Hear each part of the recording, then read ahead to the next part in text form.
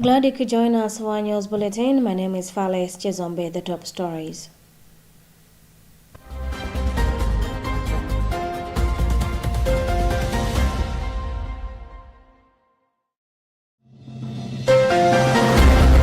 Pope Leo XIV calls on international community 34 to pray for peace in Democratic Republic of the Congo.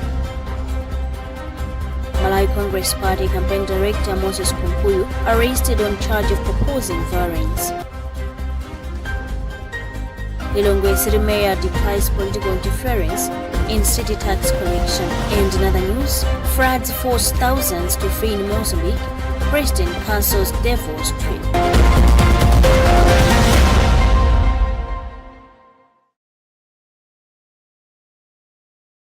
We have more stories coming up, so stay with us.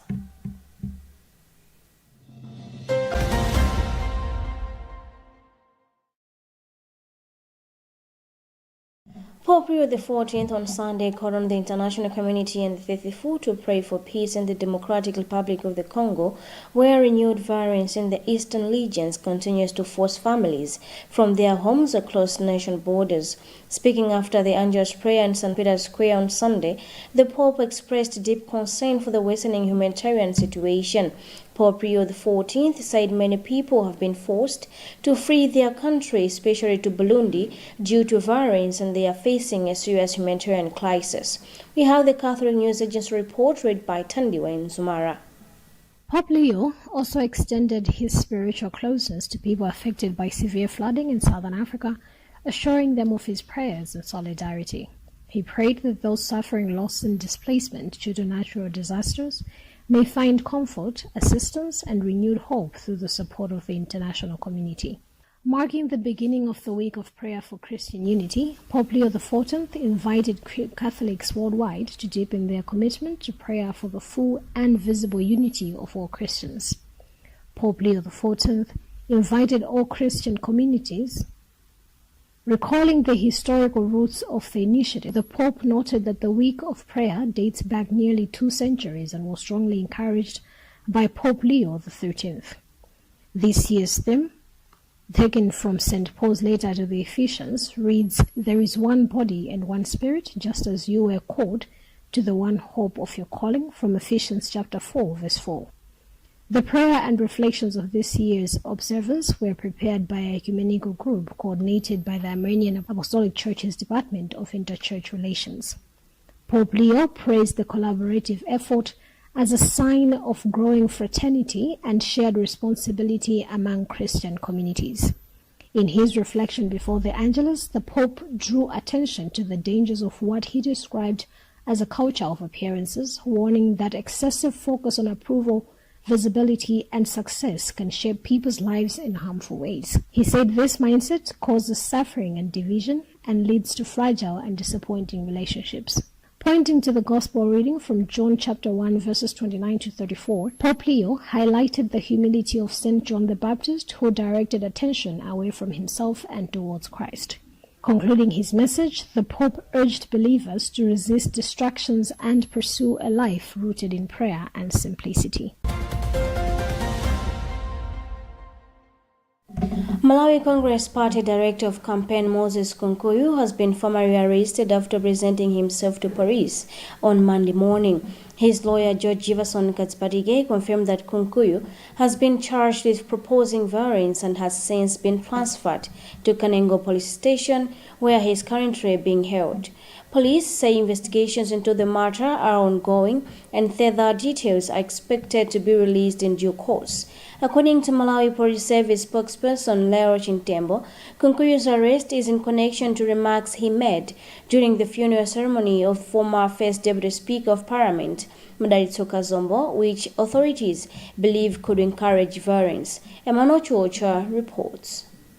Confirming the arrest, one of Kunkuyu's lawyer, George Katspatige, said he was surprised that his client remained in custody, noting that Kumpuyu is a member of Parliament International Relations Committee whose sitting began Monday.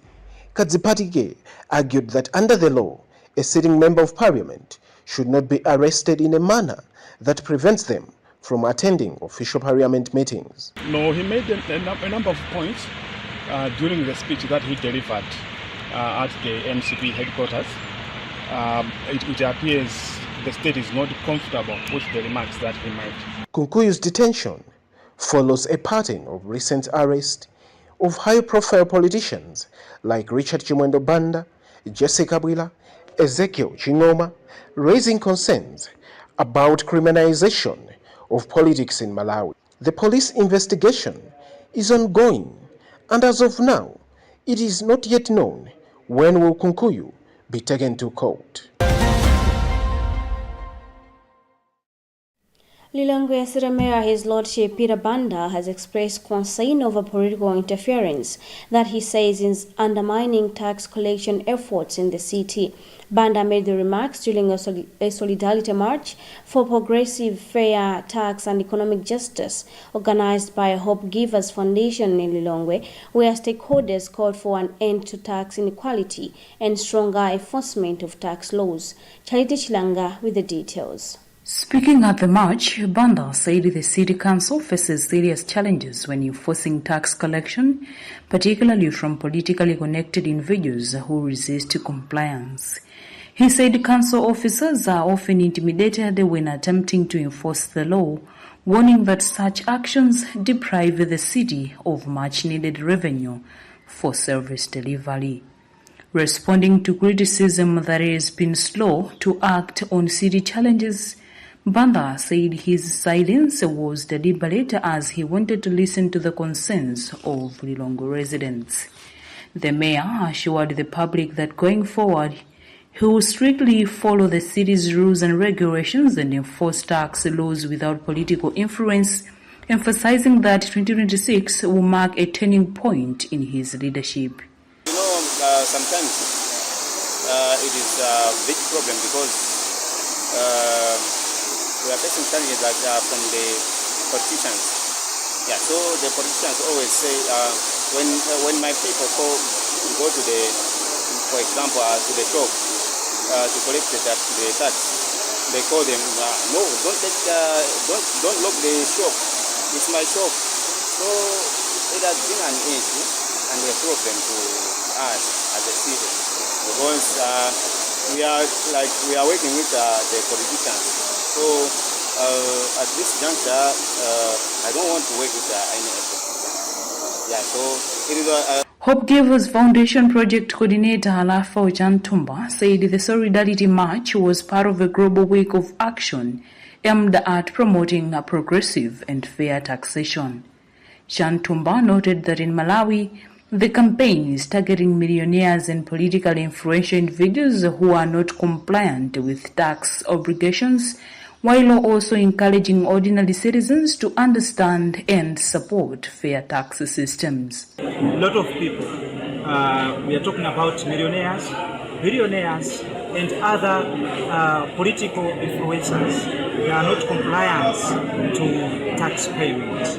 So we are trying to sensitize people, each and every citizen, to be able to pay taxes in as far as our tax system here in Malawi is concerned.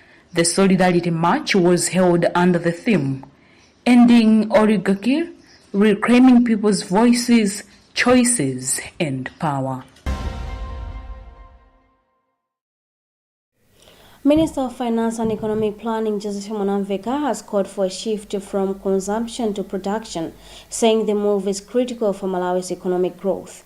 Mwanamveka was speaking during the youth pre-budget consultation held at BICC in Lilongwe on Monday, 19th January. Mwanamveka said the youth consultation was an important platform for young people to present their budget priorities and be part of national development planning. We have more in this report filed by Gift Kalonga. In his remarks, Minister of Finance, Economic Planning and Decentralization Joseph Mwanamveka urged a shift from consumption to production, noting that investing in productive sectors is key to Malawi's economic transformation and long-term stability. He emphasized that the youth must also support government efforts to mobilize more resources for development. Mwanamveka added that the government will review the youth proposals and consider those that are viable for the budget, especially innovative ideas that need funding. He stressed that empowering the youth with skills and education is essential because they form a large part of the population and can significantly contribute to Malawi's economy. Yeah, I think in my explanation I've said, there's a reason why, maybe as we speak, I think we have challenges to invest in productive sectors. I've mentioned about 90% of the money that we receive from Malawi Revenue Authority, that is tax revenue and non-tax. 90% of it goes to mandatory expenses, wages, salaries, pension and gratuities and interest payments, leaving you only with 10%. 10%, and that's a major challenge that we have. But you have seen that as government, the new government, we want to make sure that we increase that. We need to mobilize more resources. Hence my request to the youth to support us in order to mobilize more resources for us to do what we're supposed to do. On his part, National Youth Council Executive Director Rex Chapota said the engagement shows the government's commitment to youth issues and provides a platform for young people to express their views.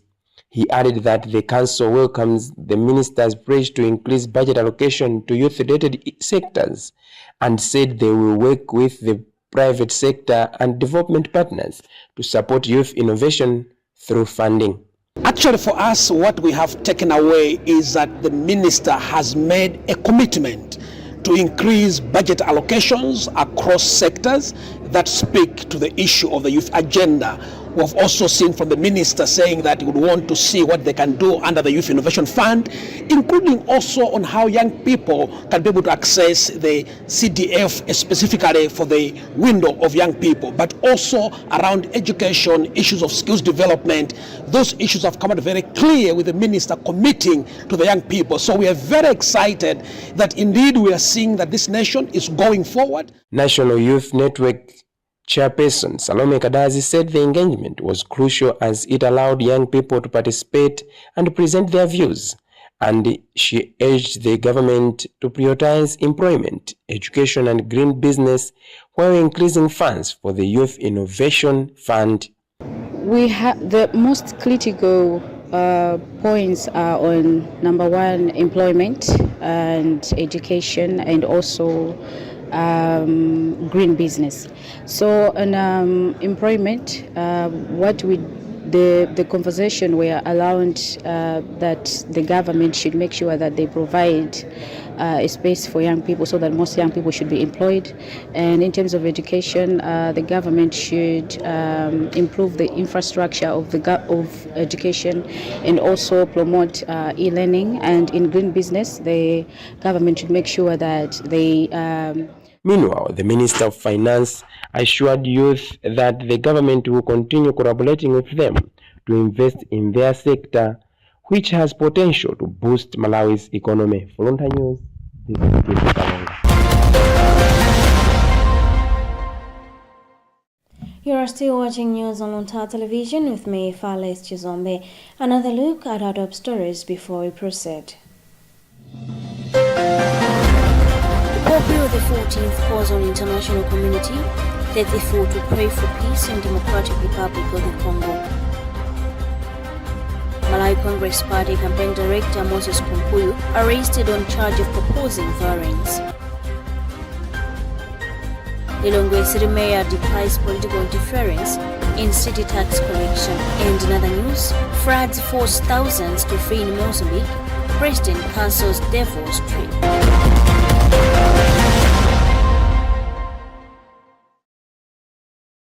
Moving forward, Petroleum Importers Limited has donated 400 million kwacha of fuel to the Department of Disaster Management Affairs to support the national disaster response. Speaking during check presentation at Capitol Hill in Lilongwe, Chief Executive Officer for Petroleum Importers Limited, Zubair Barner, said the donation will enable transportation of essential food supplies to affected communities. Patrick Pupa with the details. The donation was officially presented at the office of the President and Cabinet at Capitol Hill in Lilongwe. Bana said the funds will be used to support logistics and operations following the declaration of a state of the national disaster by the President of the Republic of Malawi, Professor Arthur Peter Mutharika, due to floods and food shortages affecting several parts of the country. Hold hands and work together as private sector and other partners to support the government's efforts, because they have a big shortfall, 200 plus billion, and there's still a 71 billion shortfall. It may sound small, but it's a very large number, and we call on upon all businesses, communities, and citizens individually to support and complement the government's efforts. The Malawi government was represented at the ceremony by the Chief Secretary to the Office of the President and Cabinet, Dr. Justin Saidi. Saidi expressed gratitude for the donation, saying food security is fundamental to dignity and national development. We still need about 71 billion to fulfill all the plans that we have for this disaster period. But we are happy and we are excited that foreign nations, local companies are coming in to support us. Professor Arthur Peter Mutharika, on 14 November 2025, declared a state of national disaster across all 28 districts in the country. For Luntha News, this is Patrick Pupa.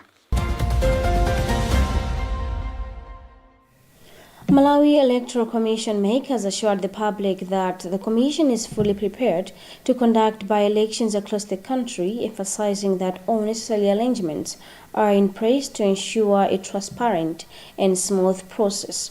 MAC Commissioner Emmanuel Fabiano made the remarks on Sunday during the launch of a by-election in Chilobe Ward. Charity Chilanga reports. Fabiano said the Commission is prioritizing voter awareness, noting that the local government election did not take place earlier following the death of the sole candidate, making it necessary for the vacant position to be filled through a by-election. Fabiano explained that the by-elections across the country were officially launched by the MAC chairperson on January 15th, with commissioners now visiting respective constituencies and wards to brief voters and aspiring candidates on electoral requirements. He added that eligible citizens who did not register for the 2025 general elections have an opportunity to register to vote in the by-election, while clear guidelines have also been outlined for those intending to contest, including campaign conduct and electoral timelines.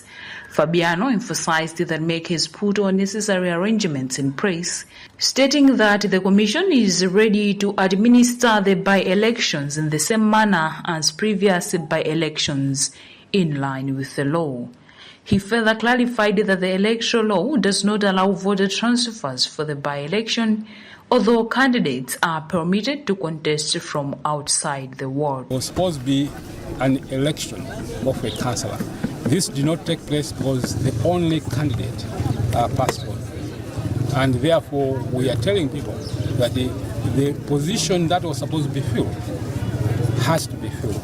And it will be filled through a by-election. And that by-election will take place on the 17th of March this year. The launch of the by-elections in all constituencies and in all wards across the country were launched by the chairperson on the 15th of January. And we are going to the respective constituencies and wards to remind people of the requirements for people that want to stand as candidates, as well as people that will vote. For example, there are some people who never registered to vote for the 2025 general elections. They have an opportunity to register to vote if they qualify to register to vote. Meanwhile, Catholic Commission for Justice and Peace CCJP representative Est Saidi Milanzi said the organization will support the process through civic education aimed at promoting peace and tolerance among voters. MEC suspended the Chilobe Ward local government election during the September 16, 2025 general elections following the death of Malawi Congress Party candidate Mandachepa Kamwendo. There are 4 constituencies and 9 wards across the country, including Chilobwe ward, where by-elections are expected to take place. In other news, severe floods caused by heavy rains have forced thousands of people to flee their homes in Mozambique and left some stranded on roofs as surging water swamped settlements, officials and witnesses said on Monday.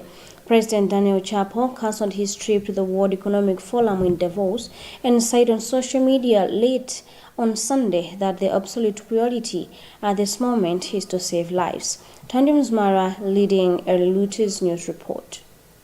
Hospital worker Celeste Maria told Reuters she and her family fled their home in Chokwe in the southern province of Gaza after authorities sent out warnings about intensifying rains last week. Rising waters submerged only top branches visible above the surface in photos shared by Gaza's provincial council. On Monday, it posted an alert that there was a crocodile in the public square of Sai, the provincial capital. The southern African country has been hit by frequent weather-related disasters that scientists say have been exacerbated by climate change. Local media reports said the flooding could be the worst in 2 decades.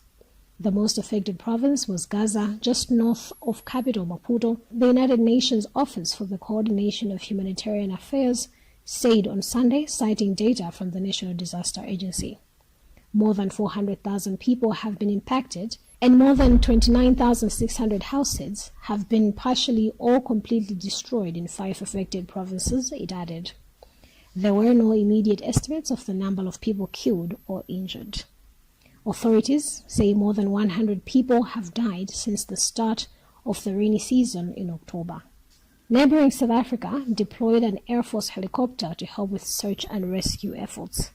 Heavy rains have also affected parts of South Africa, including the northeast, where its renowned Kruger National Park is located. On Monday, Kruger reopened to day visitors after being closed for several days. That item concludes our today's news bulletin. Before we go, another look at our top stories.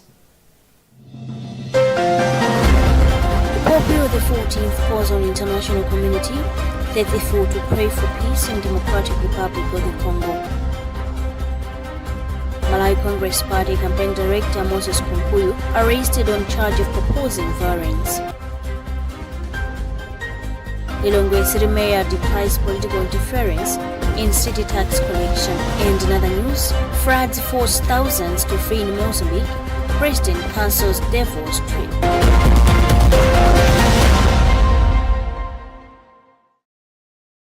I've been Fales Chizombe. Thank you so much for watching. Stay safe and goodbye.